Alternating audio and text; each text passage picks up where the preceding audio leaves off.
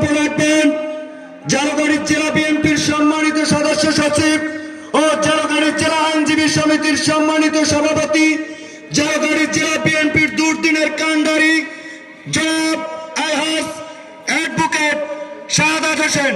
জনাব আলহাজ অ্যাডভোকেট শাহাদাত হোসেন।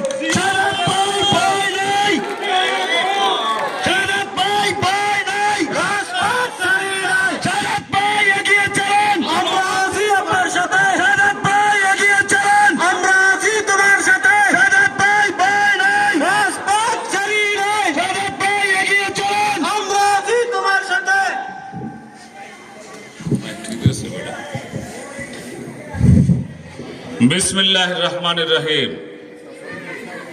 বাংলাদেশ জাতীয়তাবাদী দল বিএনপি মাননীয় ভারপ্রাপ্ত চেয়ারম্যান জনাব তারেক রহমান